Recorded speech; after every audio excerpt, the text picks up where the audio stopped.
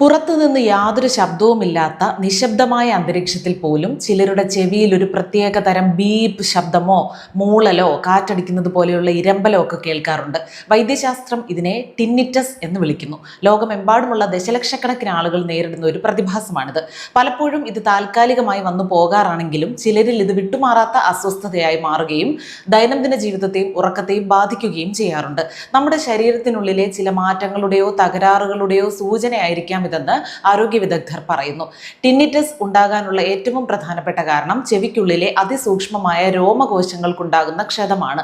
നമ്മൾ കേൾക്കുന്ന ശബ്ദതരംഗങ്ങളെ വൈദ്യുത സിഗ്നലുകളാക്കി തലച്ചോറിലേക്ക് എത്തിക്കുന്നത് ഈ കോശങ്ങളാണ്. തുടർച്ചയായി വലിയ ശബ്ദങ്ങൾ കേൾക്കുന്നതോ പ്രായമാകുന്നതോ കാരണം ഈ കോശങ്ങൾ തെറ്റായ സിഗ്നലുകൾ തലച്ചോറിലേക്ക് അയക്കാൻ തുടങ്ങുന്നു. ഇതിനെയാണ് തലച്ചോർ ഒരു പ്രത്യേക ശബ്ദമായി വ്യാഖ്യാനിക്കുന്നത്.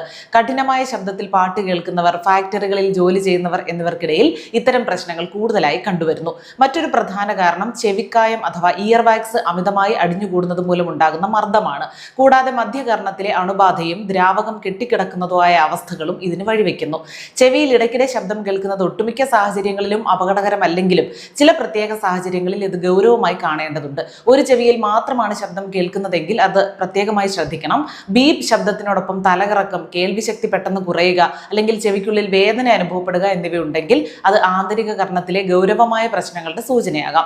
കൂടാതെ ചെവിയിൽ കേൾക്കുന്ന ശബ്ദം നിങ്ങളുടെ ഹൃദയമിടിപ്പിന്റെ താളത്തിനൊപ്പമാണെങ്കിൽ അത് രക്തക്കുഴലുകളിലെ തകരാറുകളെയോ രക്തസമ്മർദ്ദത്തിലെ വലിയ വ്യതിയാനങ്ങളെയോ സൂചിപ്പിക്കുന്നതാകാം. ഇത്തരം ലക്ഷണങ്ങൾ കണ്ടാൽ ഒട്ടും വൈകാതെ ഒരു വിദഗ്ധ ഡോക്ടറെ കാണേണ്ടതാണ്.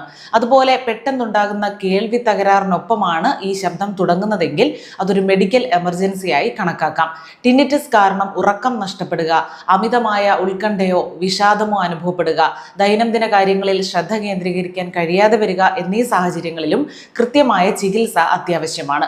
ദീർഘകാലം നീണ്ടു നിൽക്കുന്ന ശബ്ദം തലച്ചോറിന്റെ വിശ്രമത്തെ ബാധിക്കുകയും മറ്റു മാനസിക അസ്വസ്ഥതകളിലേക്ക് നയിക്കുകയും ചെയ്തേക്കാം.